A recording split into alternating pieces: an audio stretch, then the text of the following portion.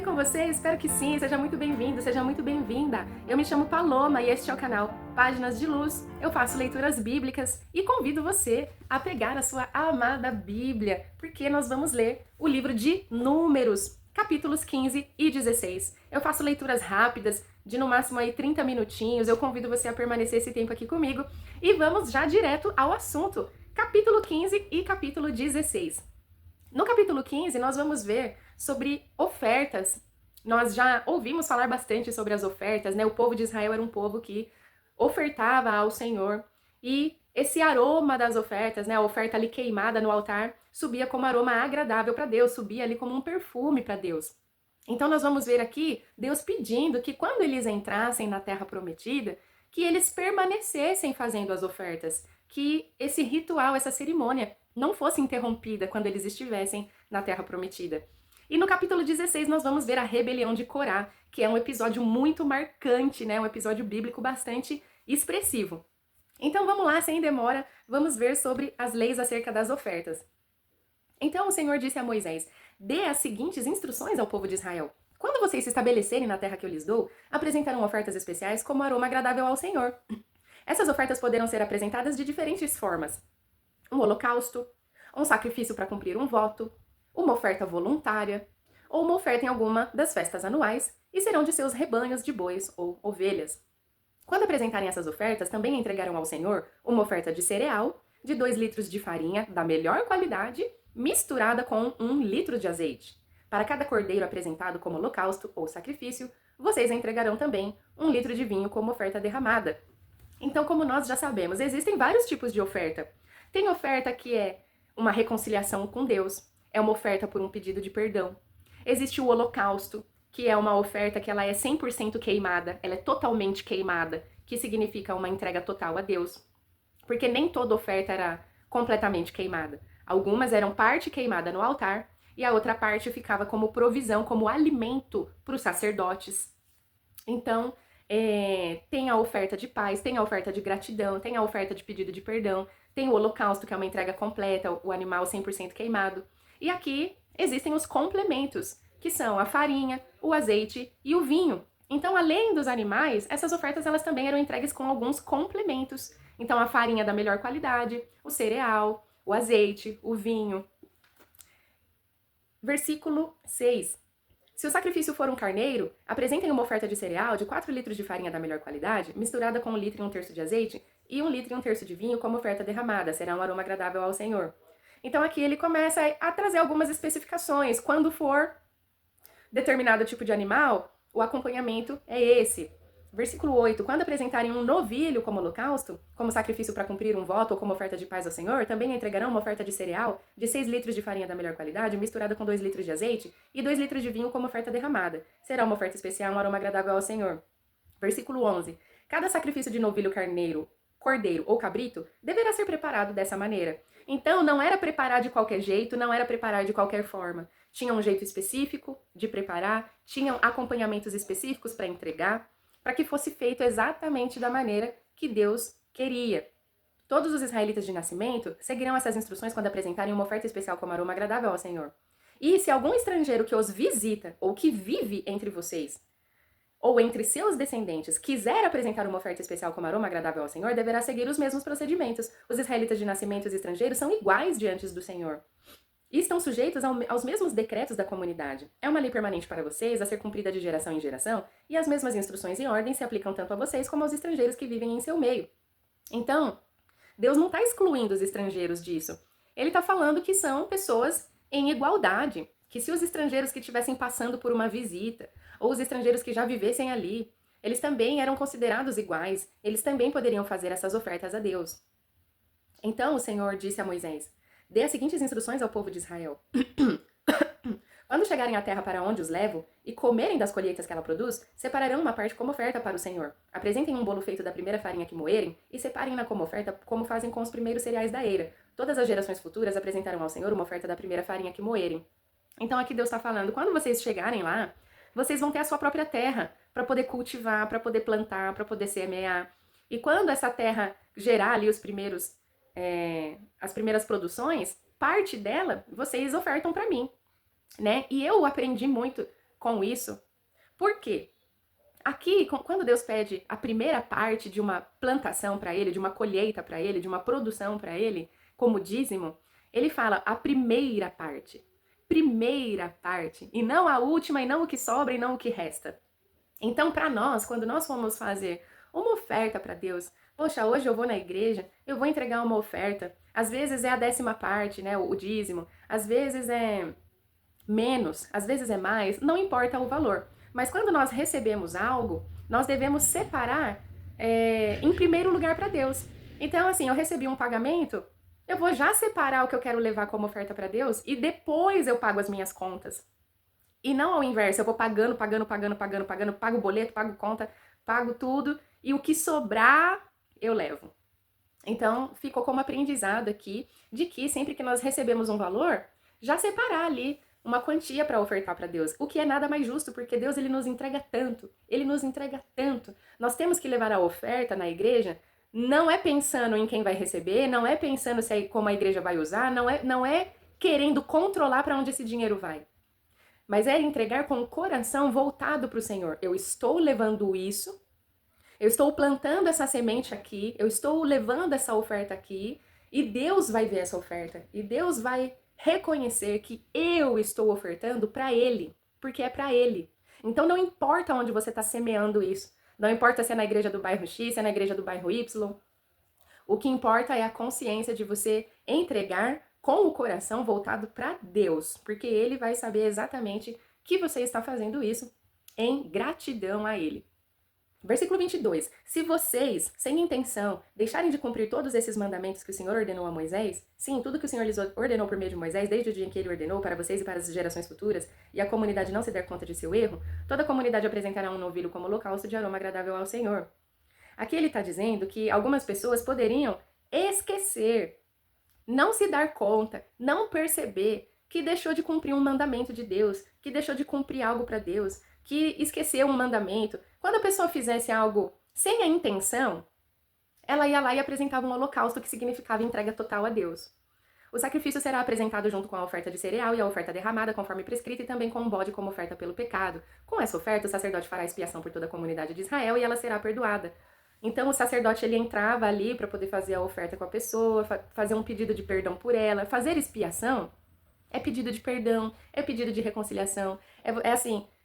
Reconhecemos que a comunidade errou, reconhecemos que a comunidade pecou, então estamos pedindo perdão pelos erros da comunidade, porque eles esqueceram de cumprir seus mandamentos. Então esses pedidos de perdão, essas ofertas de holocausto e de oferta pelo pecado, elas tinham que ser feitas constantemente. Entanto que nós temos que pedir perdão todos os dias para Deus, porque nós cometemos erros todos os dias. Então, ainda que a gente não faça essa oferta de queima, de sacrifício, é sempre necessário que a gente esteja sempre pedindo perdão pelos nossos erros, né? O pecado não foi intencional e foi expiado com as ofertas apresentadas ao Senhor, a oferta especial e a oferta pelo pecado. Toda a comunidade de Israel será perdoada, incluindo os estrangeiros que vivem entre vocês, pois o pecado envolveu todo o povo. Versículo 27. Se um único indivíduo cometer um pecado não intencional, apresentará uma cabra de 1 ano como oferta pelo pecado. O sacerdote a sacrificará a fim de fazer expiação pelo culpado diante do Senhor, e ele será perdoado. Então, na verdade, o que a gente leu anteriormente seria a comunidade num geral pecando. E aqui, no caso, esse versículo fala de uma pessoa única e específica. Só o indivíduo ali, se ele se desse conta que cometeu um pecado e não foi intencional, então ele faria esse pedido de perdão junto ali com o sacerdote entregando a oferta dele. Essas instruções sobre o pecado involuntário se aplicam tanto aos israelitas de nascimento como aos estrangeiros que vivem em seu meio. E aqui no versículo 30, nós vamos ver algo também importante, que ele fala assim, ó. Mas aquele que arrogantemente fizer algo contrário à vontade de Deus, seja israelita de nascimento ou estrangeiro, blasfema contra o Senhor e deverá ser eliminado do meio do povo. Uma vez que tratou a palavra do Senhor com desprezo e desobedeceu a ordem de propósito, deverá ser eliminado e sofrer o castigo por sua culpa. Então, aquela pessoa, ela sabe o que tem que fazer, ela sabe os mandamentos, ela sabe que tem que entregar a oferta, ela sabe, mas ela não quer fazer. Não quer fazer, ela tá sendo arrogante, eu não quero fazer porque eu não quero mesmo. Então, esse indivíduo, essa pessoa, seria deixada da comunidade, ela seria convidada a se retirar da comunidade por não estar querendo justamente participar da comunidade de Deus. Por não querer estar alinhado com a vontade de Deus, então essa pessoa era convidada a se retirar. Ela tinha que ser excluída da comunidade, ela tinha que ser retirada do meio do povo. Aqui nós vamos ver uma partezinha sobre o sábado, uma punição sobre o sábado, porque guardar o sábado era um mandamento de Deus, inclusive continua estando entre os 10 mandamentos, guardar o sábado.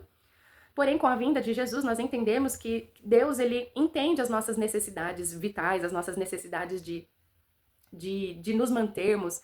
Quando ele faz a cura no sábado, e os fariseus criticam ele por estar fazendo uma cura no sábado, e ele diz assim: vocês estão colocando a lei acima de uma necessidade humana. Essa pessoa precisava ser curada.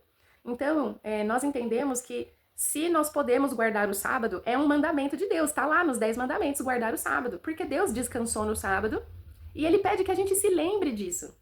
E olha que engraçado. O ser humano gosta de descanso, não gosta? E Deus está mandando descansar. Ele está falando: eu quero que descanse. Eu estou ordenando descansar, é para descansar. Porém, no entanto, nós sabemos que as famílias precisam se alimentar, que as famílias precisam pagar as contas, que as famílias têm a necessidade vital de sobrevivência. E a maioria das pessoas precisa trabalhar no sábado, né? Então é uma realidade em que as pessoas precisam trabalhar no sábado. Mas se puder descansar no sábado, realmente nós temos que guardar o sábado para o Senhor. E aqui, no caso, então, acontece uma punição. Certo dia, enquanto o povo de Israel estava no deserto, encontraram um homem recolhendo lenha no sábado. Então ele estava trabalhando. As pessoas que o encontraram recolhendo lenha o levaram perante Moisés, Arão e o restante da comunidade. Como ainda não estava determinado o que fariam com ele, mantiveram o homem preso. Então o Senhor disse a Moisés: o homem deve ser executado. Toda a comunidade o apedrejará fora do acampamento. Assim toda a comunidade levou o homem para fora do acampamento e o apedrejou até a morte, conforme o Senhor havia ordenado a Moisés. Então aqui existia essa necessidade de punir uma pessoa que estivesse em erro, uma pessoa que estivesse quebrando as regras, que estivesse quebrando as leis, justamente como um aviso, um alerta para que as demais pessoas não fizessem. Então eu já falei isso aqui, eu vou repetir. Quando nós vemos punições no Antigo Testamento que na primeira vista parecem extremamente cruéis, nós temos que entender que essas punições elas existiam para que justamente ninguém quisesse fazer. Essa pessoa, ela sabia que existia uma punição. Ela não era uma pessoa desinformada, ela não era uma pessoa que não estava sabendo, era uma pessoa que sabia que não podia, que tinha todos os outros dias para fazer, mas que no sábado não podia fazer. E essas punições eram colocadas justamente para que a pessoa pensasse 1001 vezes antes de fazer. Era para pensar, pensar, pensar e não querer fazer. Então essa pessoa, ela sabia que não podia, ela sabia que não era, e ela foi punida de acordo com a penalidade estipulada pelo Senhor. E aqui nós vamos ver então franjas nas roupas, né? Nós vamos ver um detalhe das vestes, porque nas vestes eles tinham franjas nas roupas para se lembrar de que eles tinham que cumprir os mandamentos de Deus. Então, ao passo que nós fazemos lista para lembrar, colocamos alarme para lembrar, eles tinham na própria roupa um lembrete, que vendo aquelas franjas ali, eles tinham que se lembrar de cumprir os mandamentos de Deus. Então, Deus aí colocando um lembrete na própria roupa da pessoa para ela se lembrar todos os dias daquilo que ela tinha que cumprir. O Senhor disse a Moisés: dê as seguintes instruções ao povo de Israel: vocês e as gerações futuras farão franjas na bainha da roupa e as prenderão com um fio azul. Quando virem as franjas, recordarão todos os mandamentos do Senhor e os cumprirão. Assim não serão infiéis, seguindo os desejos do seu coração e dos seus olhos. As franjas os ajudarão a lembrar que devem obedecer a todos os meus mandamentos e ser santos para o seu Deus. Eu sou o Senhor seu Deus, que os tirou da terra do Egito para ser o seu Deus. Eu sou o Senhor seu Deus. Então ele frisa: eu sou seu Deus, eu sou o seu Senhor, eu salvei vocês do Egito. Então essas franjas serviam como um lembrete. E nós encerramos aqui o capítulo 15. Agora nós vamos passar para o capítulo 16, que traz a rebelião de Corá, que é assim um capítulo extremamente impactante, que nos traz uma grande lição. E a lição é que nós temos que tomar cuidado com influenciadores negativos. Pessoas que influenciam para o mal, pessoas que influenciam para a desordem, pessoas que influenciam para rebeliões, para coisas negativas. Sempre existem aquelas pessoas no seu trabalho, vai influenciar uma rebelião ali em conjunto, de repente ali na sua escola, de repente ali na sua igreja. Sempre existem pessoas querendo influenciar para o mal e nós temos que tomar muito cuidado e ter muito discernimento. E essa rebelião, ela foi uma rebelião de pessoas que eram escolhidos, que eram líderes, que tinham reputação. Então eram pessoas que elas não estavam satisfeitas com aquilo que elas já tinham. Elas já tinham reputação, elas já tinham cargos de liderança, mas não estavam satisfeitas. Pessoas gananciosas, pessoas que querem sempre mais, pessoas que querem passar por cima dos outros. Então esse capítulo representa algo muito importante, que Às vezes a pessoa já tem, mas ela fica querendo mais e isso leva ela a consequências muito ruins, que nós vamos ver aqui. Nós temos que tomar cuidado também com a ganância, com o querer sempre mais. Você já tem, você fica querendo mais, você fica querendo subir de qualquer jeito, você começa a querer passar por cima dos outros, e isso não é bom. Então vamos lá. A rebelião de Corá. Corá, filho de Izar, descendente de Coate, filho de Levi, armou uma conspiração com Datã e Abirão, filhos de Eliabe e On, filho de Pelete, da tribo de Ruben, com outros 250 líderes israelitas, todos membros importantes da comunidade. Os três instigaram uma rebelião contra Moisés, juntaram-se contra Moisés e Arão e disseram: vocês foram longe demais. A comunidade foi consagrada pelo Senhor e ele está em nosso meio. Que direito vocês têm de agir como se fossem superiores à comunidade do Senhor? Então, nada mais, nada menos, Corá, ele não era um homem qualquer. Ele era um levita coatita. Você se lembra o que os coatitas faziam? Os levitas, os homens da tribo de Levi, eles já estavam sendo honrados porque eles foram separados para servir ao Senhor. Uma grande honra. E os coatitas, que era o Corá, ele tinha essa função de transportar os objetos mais sagrados. Então, toda vez que o tabernáculo tinha que ser transportado, os objetos mais sagrados eram transportados por levitas coatitas e Corá estava dentre essas pessoas. Ou seja, ele já tinha uma posição importante de serviço ao Senhor. Mas ele queria mais. Ele está juntando pessoas. Ele reuniu praticamente aí 250 líderes, que são muitas pessoas, 250. São pessoas de liderança, são pessoas que já têm cargos importantes, a se rebelarem contra Moisés e Arão. Moisés e Arão, eles eram sacerdotes. Eles eram os representantes de Deus junto ao povo. Então, eles foram escolhidos por Deus. E aqui nesse momento, eles não estão somente contra Moisés e Arão. Eles estão contra o próprio Deus. Porque uma vez que foi Deus que colocou Moisés e Arão em cargos elevados, em cargos de importância como sacerdócio, se você está indo contra isso, você está indo nada mais, nada menos do que contra o próprio Deus. Então é uma ofensa direta ao Senhor. É não respeitar aquilo que Deus colocou. Datã e Abirão, eles eram da tribo de Ruben. Não dá para saber exatamente de onde foi que surgiu essa rebeldia de Datã e Abirão, se foi só realmente uma influência. Porque da parte de Corá e os 250 líderes, nós vamos entender que eles realmente se colocam aqui contra a autoridade de Moisés e Arão.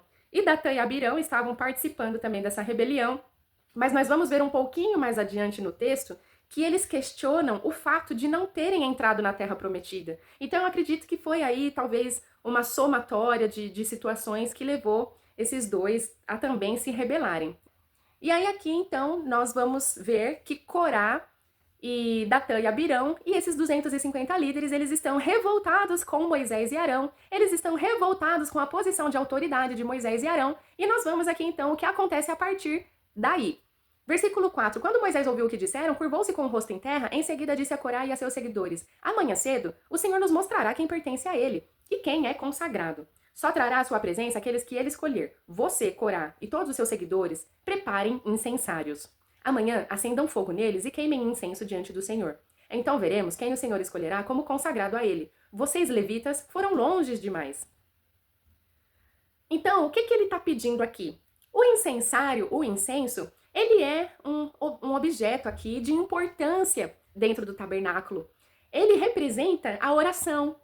O incenso representa a oração, o incenso representa a intercessão. Então, nós vemos aqui que somente quem era sacerdote que podia acender incensário. Presta atenção, somente quem era sacerdote que podia acender incensário. Então, Arão e seus filhos, eles podiam acender incensário porque eles eram sacerdotes. Ok? Ninguém mais podia acender incensário. Ninguém mais. Ninguém. Somente quem era sacerdote, Arão e seus filhos, que podiam acender. Por que Moisés propõe aqui que Corá e os outros 250 líderes acendam incensário? Porque ele está dizendo assim: quem acende incenso é autorizado por Deus. Vamos então todos vocês acenderem e nós vamos ver se Deus ele realmente autoriza vocês.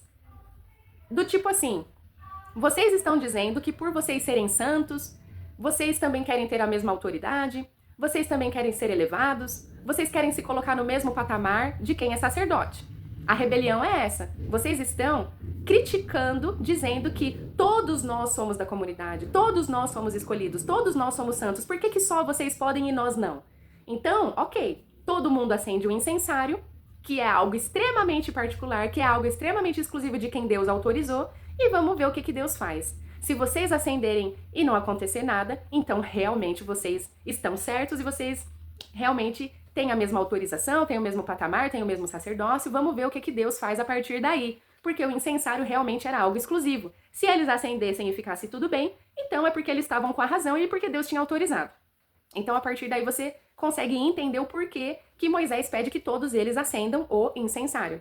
Então, seguindo aqui, Moisés falou novamente a Corá: agora ouçam, levitas, acaso lhes parece de pouca importância que o Deus de Israel os tenha escolhido dentre toda a comunidade de Israel para estar perto dele a fim de trabalharem no tabernáculo do Senhor e estarem perante a comunidade para servi-la? Ele já deu a você, Corá, e a seus companheiros levitas essa função e agora exigem também o serviço sacerdotal? Na verdade, é contra o Senhor que você e seus seguidores estão se rebelando. Afinal, quem é Arão para se queixarem dele? Então, Moisés está falando: vocês já têm função de importância. Por que vocês estão fazendo questão do sacerdócio? Vocês já têm um cargo importante. É isso que ele está dizendo. E ele ainda fala mais: vocês não estão se rebelando só contra mim e contra Arão. Vocês estão se rebelando contra Deus. Versículo 12. Então Moisés mandou chamar Datã e Abirão, filhos de Eliabe, mas eles responderam: não iremos. Não basta você ter nos tirado do Egito, uma terra que produz leite e mel com fartura, para nos matar aqui no deserto? Olha isso. O que acontece com Datã e Abirão? Porque tem Corá e os 250 líderes que Moisés falou para acender os incensários e colocar a prova diante de Deus. E do outro lado nós temos Datã e Abirão, e olha o que eles falam. Moisés chama eles para poder conversar, para poder resolver a questão, para poder colocar as coisas em ordem. E Datã e Abirão falam assim: pode chamar, eu não vou, a gente não vai, a gente não quer conversar. Ele ainda fala assim, ó: não basta você ter tirado a gente do Egito, uma terra que produz leite e mel com fartura. Olha o que eles dizem. Eles estão falando que onde eles eram escravos, lá no Egito, era um lugar de fartura, era um lugar que eles estavam bem. Só que lá eles eram escravos. Então olha a ingratidão e olha a seriedade do que eles estão falando. Eles estão falando que o Egito, onde eles eram escravos, era melhor. Lá que tinha fartura. Aonde que lá na escravidão que tinha fartura? Olha a discrepância do comentário deles aqui contra Moisés. Eles estão com raiva de ter saído do Egito. Agora quer nos matar como se fosse autoridade sobre nós? Então ele está falando assim: quem são vocês, Moisés e Arão, que se colocam como autoridade? Ele está desrespeitando a autoridade de Moisés e Arão. Além disso, você não nos levou a outra terra que produz leite e mel com fartura, e não nos deu uma nova propriedade com campos e vinhedos. Está tentando enganar estes homens? Não iremos. Então ele está falando assim: nem na terra a gente entrou, nem na terra prometida você levou a gente para entrar. Cadê as nossas propriedades que você prometeu? Então eles estão jogando na cara de Moisés e Arão. Ah, não deu certo, você nos enganou. Ele está acusando Moisés e Arão de ter enganado eles. Não iremos. Então aqui simplesmente é uma rebelião, eles estão insatisfeitos. Datã e Abirão não estão pedindo os cargos de sacerdócio. Mas eles estão revoltados porque não entraram na terra prometida. Eles estão revoltados porque saíram do Egito. Eles estão revoltados porque eles se sentem comandados por Moisés e Arão e eles não querem ser comandados por ninguém. Eles estão insatisfeitos. Então aqui no versículo 15, Moisés ficou furioso e disse ao Senhor: não aceite a oferta de cereais deles. Não tomei deles nem sequer um jumento e jamais lhes fiz mal algum. E Moisés disse a Corá. Então ele fala para Deus: quando eles forem fazer oferta, não aceita. Aí Moisés ele ficou sentido aqui. Ele fala: eu não fiz mal nenhum para ninguém. Nunca tomei nada deles, nunca fiz mal nenhum. E aí aqui agora Moisés fala com Corá: você e seus seguidores venham aqui amanhã e apresentem-se diante do Senhor. Arão também virá. Você e cada um de seus 250 seguidores prepararão um incensário e colocarão incenso nele, a fim de apresentá-lo diante do Senhor. Arão também fará o seu incensário. Então ele está falando aqui: Corá e os 250 e também Arão vão acender o incensário, para ver quem é que Deus escolhe. Então aqui no versículo 18, cada um deles preparou um incensário, acendeu o fogo e colocou incenso nele. Depois todos se apresentaram à entrada da tenda do encontro com Moisés e Arão, e Corá havia instigado toda a comunidade contra Moisés e Arão, e todos se reuniram à entrada da tenda do encontro. Então a presença gloriosa do Senhor apareceu a toda a comunidade, e o Senhor disse a Moisés e a Arão: Afastem-se dessa comunidade para que eu a destrua agora mesmo. Então aqui Deus, ele chega, ele aparece na situação e ele já fala logo de cara: se afastem dessa comunidade para que eu a destrua agora mesmo. Então Deus, ele viu toda a rebelião, ele escutou tudo o que aconteceu e ele já se posiciona a favor de Moisés e Arão, querendo destruir os homens que tinham se rebelado. Moisés e Arão, porém, se prostraram com o rosto em terra e suplicaram: ó Deus, tu és aquele que dá fôlego a todas as criaturas. Você é aquele que dá vida para todas as criaturas. É necessário que fique irado com toda a comunidade quando somente um homem pecou? Então, Moisés, ele tem um senso de intercessor muito grande. Todo o tempo que existe uma rebelião, ele sempre tenta acalmar, ele sempre tenta defender ou se colocar na disposição de fazer as coisas voltarem ao normal. Moisés não é aquele tipo de homem que chuta o balde e fala, destrói mesmo, e é isso mesmo. Ele sempre tenta manter as coisas a calmo, ele sempre vem com muita serenidade. Então que eu acredito que para suportar toda essa pressão, realmente tinha que ser um homem muito sereno, muito equilibrado. Moisés era um homem equilibrado. Esse equilíbrio de Moisés me faz pensar nessa lição também. Aquela pessoa que ela não bota lenha na fogueira. Ela tenta acalmar, ela tenta apaziguar. E como cristãos, como pessoas que querem estar ali próximos de Deus e próximos de Jesus e viver com o Espírito Santo, nós temos que ter essa característica também, de apaziguadores, de pessoas que tentam acalmar a situação.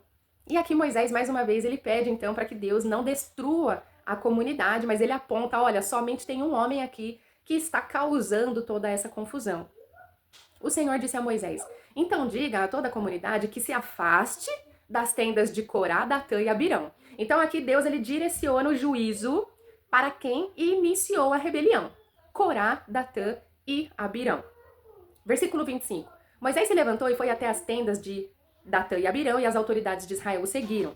Vamos, disse ele ao povo, afastem-se das tendas destes homens perversos e não toquem em coisa alguma que seja deles. Do contrário, vocês serão destruídos por causa dos pecados deles.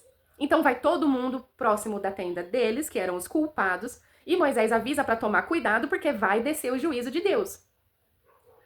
Todo o povo se afastou das tendas de Corá, Datã e Abirão, e Datã e Abirão saíram e ficaram em pé à entrada da tenda deles, junto com suas esposas e seus filhos e suas crianças pequenas.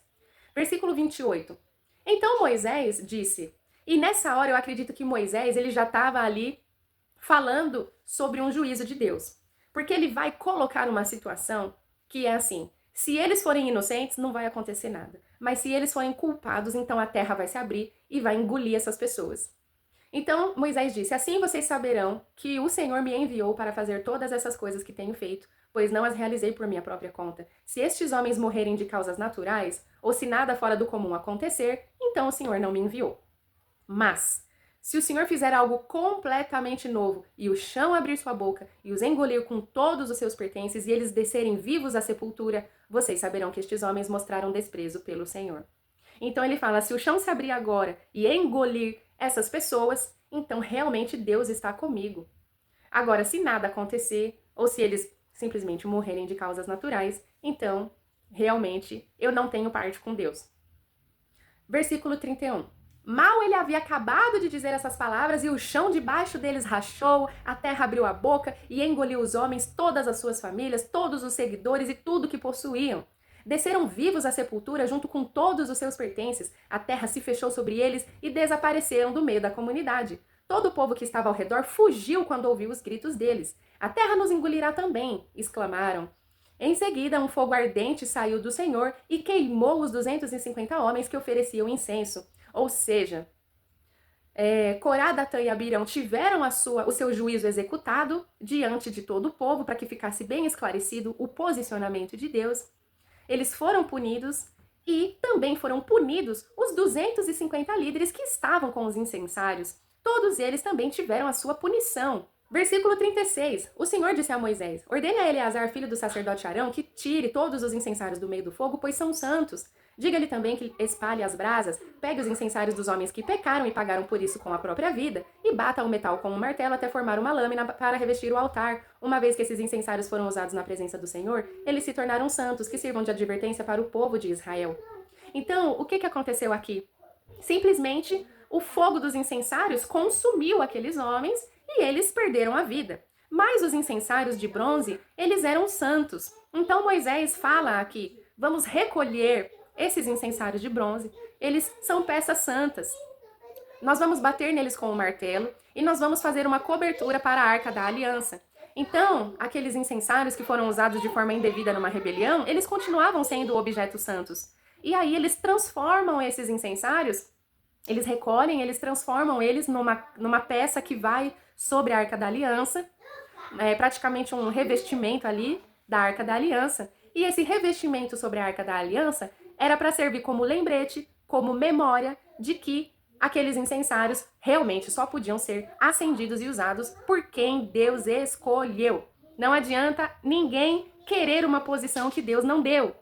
Não adianta ninguém querer fazer algo que o Senhor não ordenou, que o Senhor não elegeu, que o Senhor não escolheu. Então, existem chamados específicos. Esses homens, eles tinham um chamado.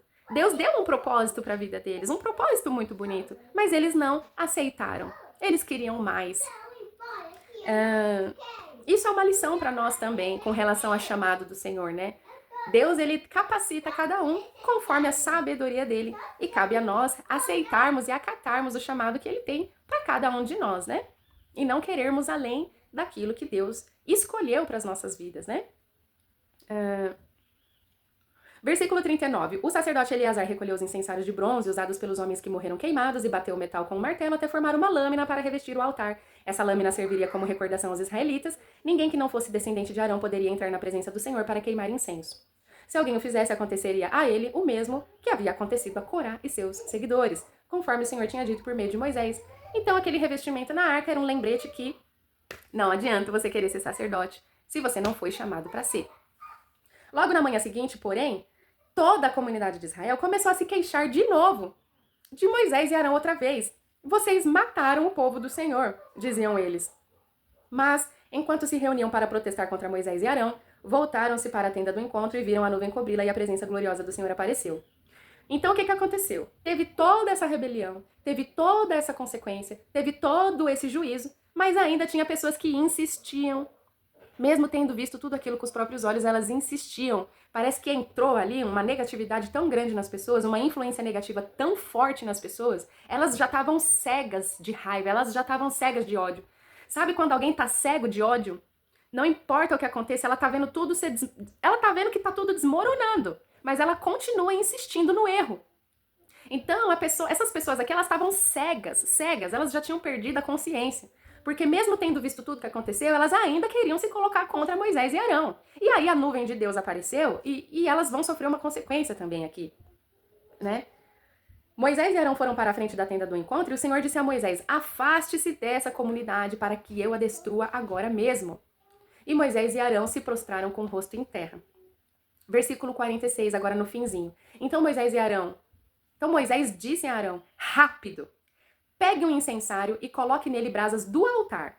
Acrescente incenso e leve-o para o meio da comunidade, a fim de fazer expiação por ela, pois a ira do Senhor está acesa e a praga já começou. Então Moisés, ele avista que aquelas pessoas que estavam ali cegas, já reclamando de novo, começou uma praga. Deus, ele já estava executando juízo em cima delas. Começou uma praga. Elas já estavam morrendo da praga. Isso foi muito rápido. E aí Moisés, ele fala para Arão: já corre, pega um incensário, que eu vou fazer expiação por essas pessoas. Ou seja, fazer expiação, eu já vou pegar um incensário e eu vou interceder, e eu vou orar por essas pessoas ali no meio delas. Arão seguiu a ordem de Moisés e correu para o meio da comunidade. A praga já havia começado a matá-los, mas Arão queimou o incenso e fez expiação por eles. Colocou-se entre os mortos e os vivos, e a praga cessou. Ainda assim, 14.700 pessoas morreram da praga, além daqueles que tinham morrido por causa da rebelião de Corá.